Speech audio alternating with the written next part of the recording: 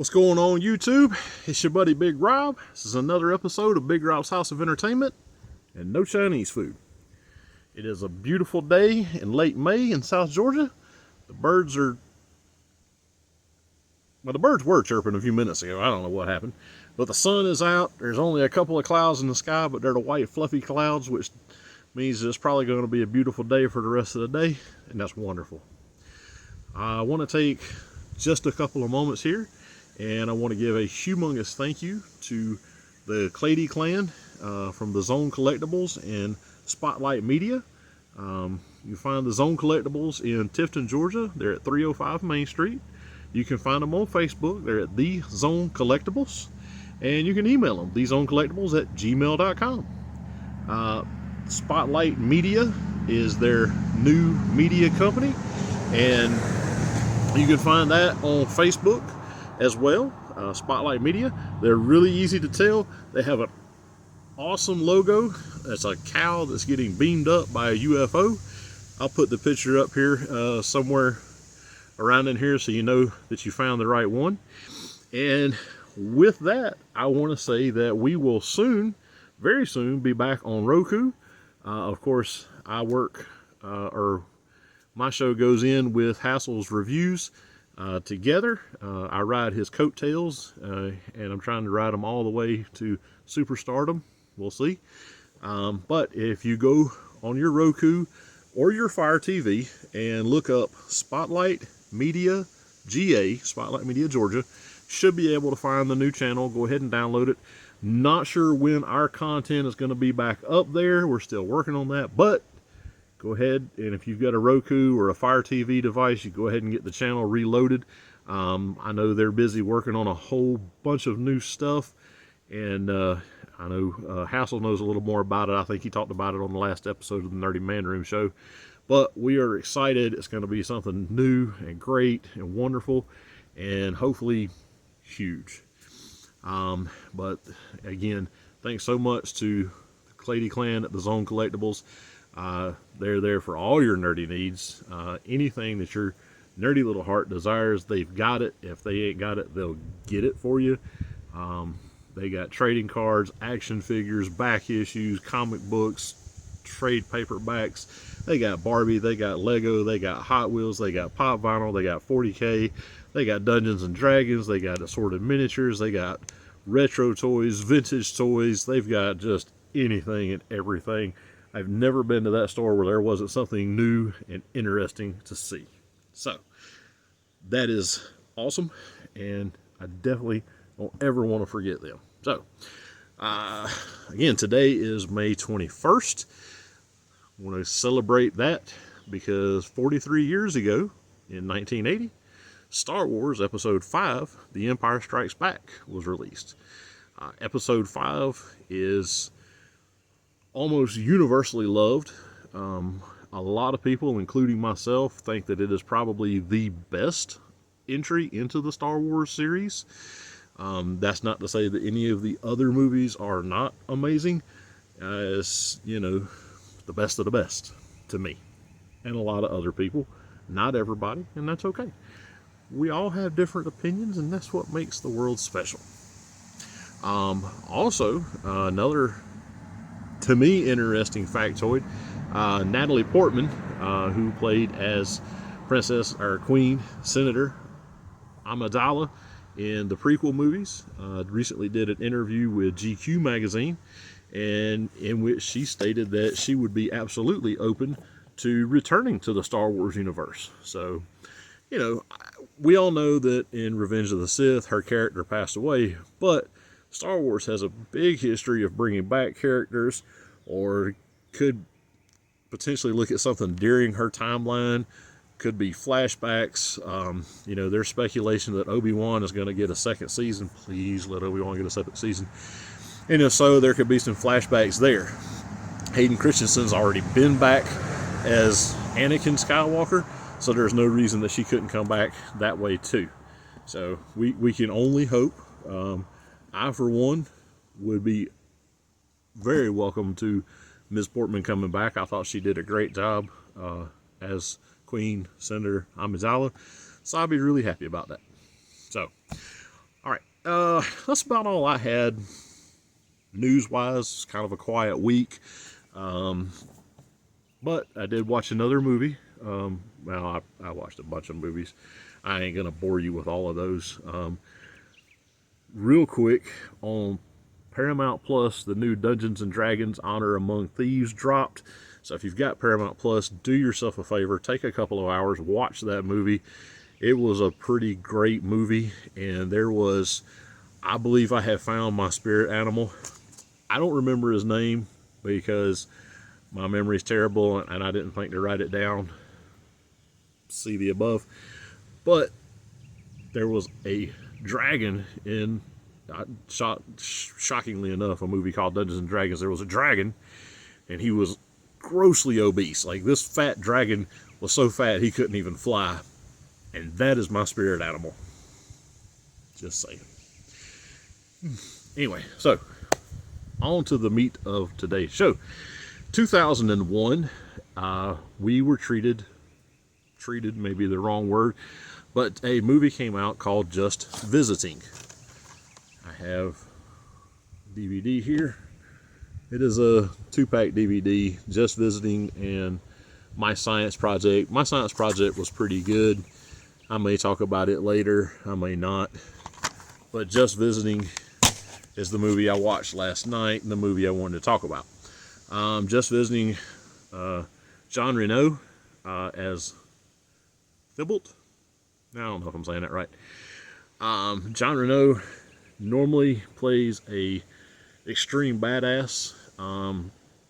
Probably his most famous movie, at least to me, maybe, is The Professional, also known as Leon the Professional. And showing that I can bring anything back to Star Wars, The Professional also starred Natalie Portman. I think that was actually probably her first starring role. She was like 14 in this movie. The Professional, Jean Reno is a super badass assassin and trains Natalie Portman's character to become an assassin too. Top-notch movie. Not the point of today's episode. Anyway, that was Jean Reno. Also starring Christina Applegate as Rosalind and Julia. Christina Applegate, of course, Kelly Bundy from Married with Children, Samantha Who, several other TV shows. I have heard that there is a animated Married with Children in development, and Christina Applegate, as well as Ed O'Neill, Katie Seagal, David Faustino, have all agreed to come back and voice their characters for the animated show. No idea who's doing that or even when it's going to happen, especially with this Writers Guild strike. But I look forward to it. I loved Married with Children. I have the entire season or series on DVD, and I go through and I watch it occasionally because I just think it's a hilarious show. Christian Clavier, I'm probably saying that wrong because he's French. He plays as Andre in the movie. He's been in a lot of other French movies, which means I can't pronounce the title and I don't know what any of them's about. Matt Ross plays Hunter in this. He's one of those characters that he just has the look that you just want to punch him in the face. He just has the douche bro look. Tara Reid as Angelique. Of course, Tara Reid, we all know her from the American Pie movies, Big Lebowski, a bunch of other stuff. When she is not strung out on drugs, she is a very beautiful woman. When she is strung out on drugs, she's a very, very skinny woman that I wish would get help. I don't know. Maybe she's clean now. I don't know. Anyway, Bridget Wilson-Sampras plays Amber. Bridget Wilson-Sampras was also in the first Mortal Kombat movie as Sonya Blade. And I did not realize this, but she actually voiced Sonya Blade in the fairly recent Mortal Kombat 11 video game. And she was also one of his main teachers in Billy Madison. So you know her. Beautiful blonde lady. Anyway, Malcolm McDowell plays the Wizard. Malcolm McDowell is just one of those great character actors. He's got that the older gentleman, the white hair, the voice, really good actor. He's been in hundreds upon hundreds of movies, TV shows, and video game voice work. And Kelsey Grammer actually narrates the first few minutes of this movie. Not credited, but of course Kelsey Grammer, Dr. Fraser Crane, his voice is fairly unmistakable. Also, Hank McCoy in a few of the X-Men movies. The Frasier reboot, I think, is very nearly done. I'm really looking forward, or not reboot, but continuation, actually. I'm really looking forward to seeing that. I really like the first one. And I love Cheers as well, so I'm looking forward to that too. Okay, on to the movie. So the movie starts off in 12th century England, and Tybalt, probably saying it wrong, he plays as a French count, and Andre is his personal manservant.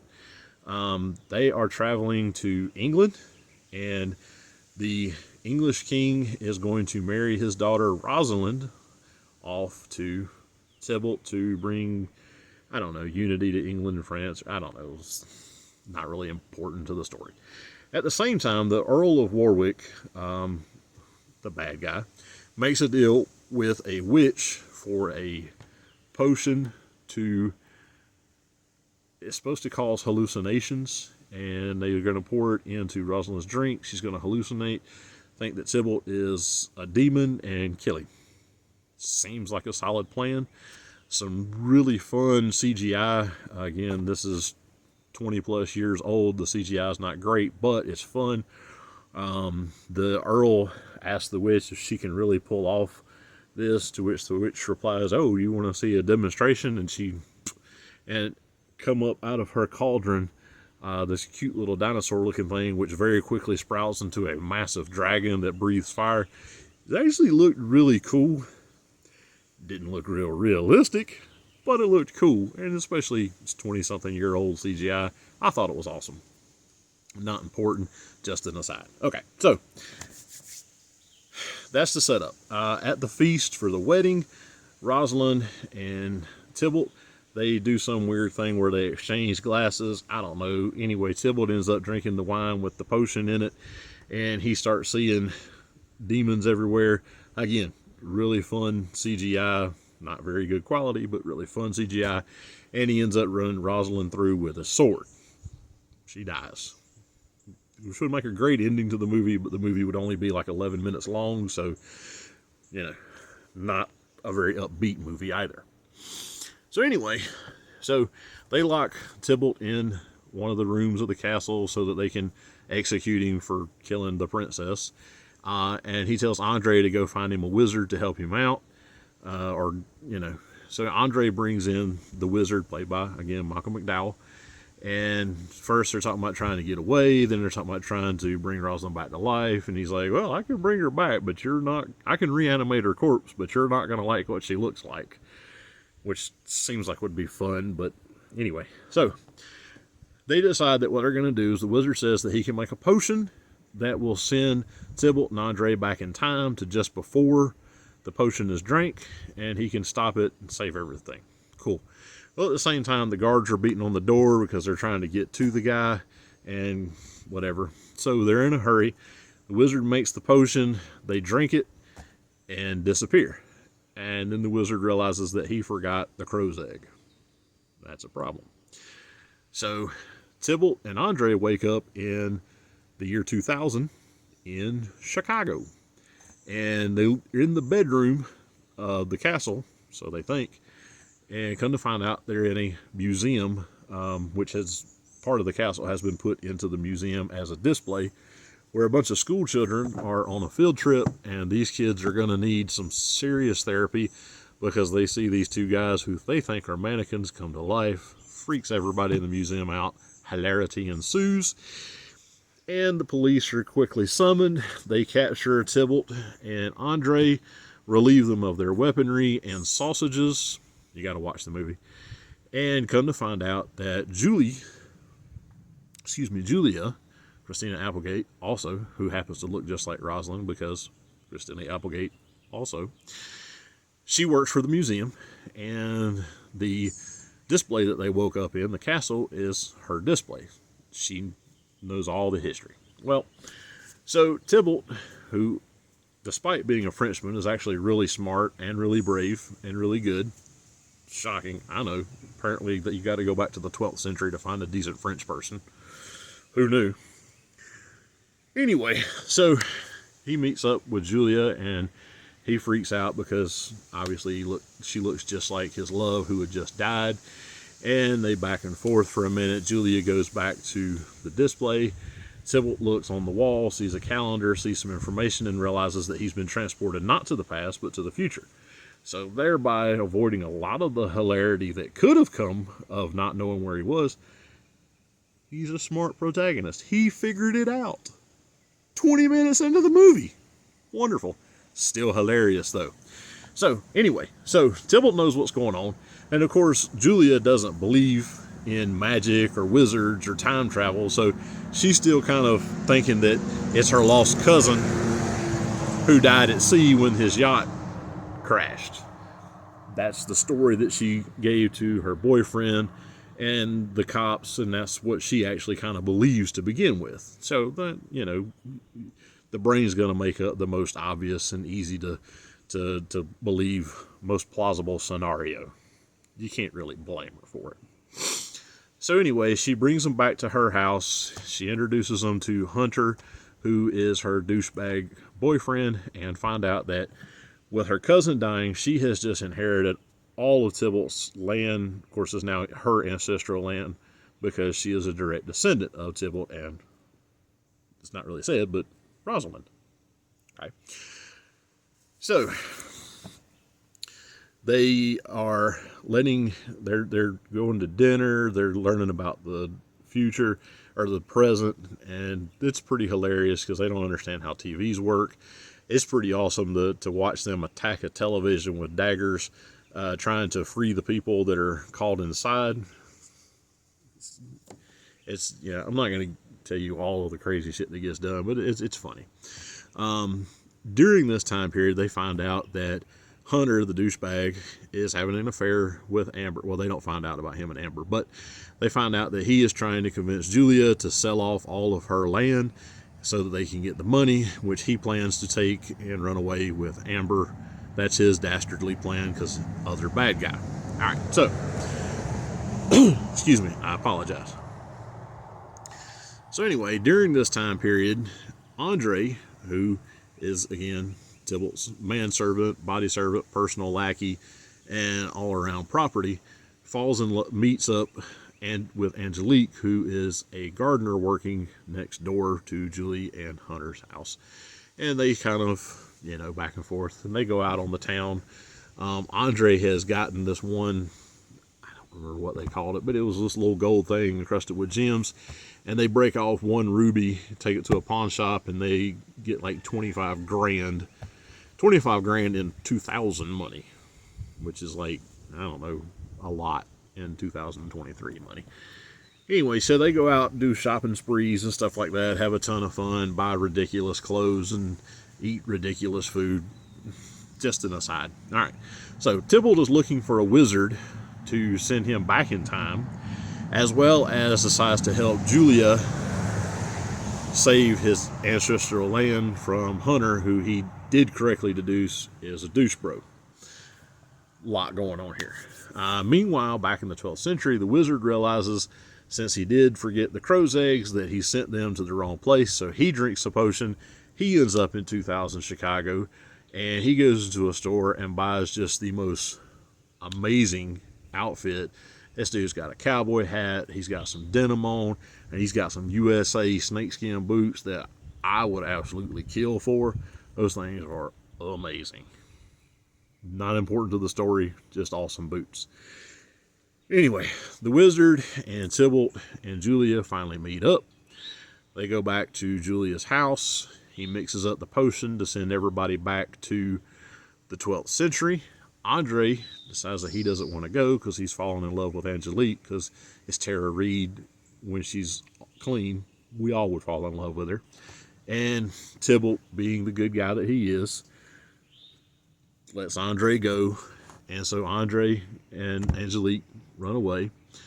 Tybalt drinks the potion. The wizard drinks the potion. They go back in time just before the Rosalind and him drink the potion. Tybalt offers the potion to the Earl that started this whole thing, and the Earl knows better than to drink it. He jumps out the window and dies. Tybalt throws the potion after him so that nobody else accidentally drinks it. Hopefully. May have landed in the moat. Who knows? That really wasn't discussed further. Anyway, him and Rosalind marry and apparently have wonderful family and kids and stuff. Peace reigns through England because Julia's still alive. So in the future, or excuse me, in the present, in 2000, you see Julia, she has decided not to sell her ancestral land, but she did go over there to England to see it, and she meets up with this French guy who knows all about it, and he seems like a really solid dude. Maybe I was wrong. Maybe it doesn't take 12th century France to find a good guy. Maybe there's one in the present. Anyway, they meet and kind of share some googly eyes at each other. Then you see Hunter back in Chicago at the house, and there's still just a little bit of the potion left over for sending people back in time. He drinks it. He goes back in time to the 12th century. And, of course, he pops up and a bunch of frightened and terrified and villagers who decide to take him hostage for being a witch. He probably does not have a good ending, but that didn't go any further, so who knows. The last shot of the movie is Andre and Angelique. They're in this beautiful purple Plymouth Prowler. That was an awesome car, by the way, and they're headed to Vegas. And that's the movie. So, really funny movie. 20 plus years later, I still laughed really hard at it. This is actually a remake. In 1993, in France, there was a movie called The Visitors that Jean Reno and Christian Clavier were the stars of that one as well. I think they played different characters, but the storyline was pretty much exactly the same. Not everybody, but most everybody online says, oh, the French one was so much better. The American remake lacked... They're all movie snobs. I didn't see the original one. I'm sure it is very funny, but this one is also very funny. I don't know that it's better. I don't know that it's worse. I assume that it's a great movie, but I'm not a movie snob, so I'm not going to say that you got to go watch the original one. It's in French because it's made in France. I don't want to see that. I don't want to deal with that. I enjoyed this one. This movie had a $35 million budget and a $16 million box office. So it was what we would commonly call a failure. It's has terrible ratings online. I don't know why. I think it's hilarious. Oh, it was a great movie. Even last night when I watched it, I was not just chuckling, whatever. I found myself laughing out loud at this movie. I thoroughly enjoyed myself and thoroughly enjoyed the movie. But that's me. I bought this on DVD years ago. It's just been in my collection. I've seen it a few times. I pulled it back out. I went online. You can find it on eBay for a few bucks. I'm sure you can find it on Amazon or Walmart.com. If you'd rather stream it, I did not see anywhere that's streaming it as part of, just part of the subscription, but you can rent it on Amazon or Vudu or Google Play, whatever you normally use. So you can watch it that way if you want to. Or like I say, you can pick up the DVD fairly cheaply. I don't know when this one was released, but it was a Mill Creek 2013. So even this release is 10 years old. So that's an idea of how long it's been in my collection, because I probably bought it within a year or two of its releasing. So that's it for this week. I really appreciate you guys and gals sticking around. If you like my show, if you like what I do, then be sure to give me a like. Hit the subscribe button, hit the bell button to let you know whenever I drop a new video, which I try to drop every week, generally on Sunday afternoon or evening. While you're here online, be sure to go over to see Hassel and Monster at the Nerdy Man Room show.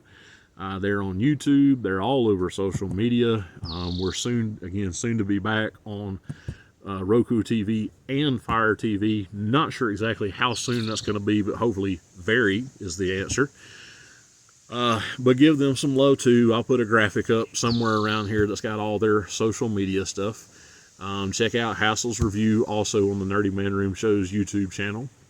And again, our sponsors, the Zone Collectables and Spotlight Media Georgia, the Clady clan, Mr. Kevin, Mr. Alex, Miss Kim. They are wonderful people. Go check them out. 305 Main Street in Tifton. The Zone Collectables on Facebook, and probably Spotlight Media GA on Facebook. I'm not 100% sure that that's the correct Facebook page for Spotlight Media, but I'm sure that you can find it from the Zone's Facebook page. I may have to get back on Facebook. I'm not on there right now. May need to get back on there. We'll think about it.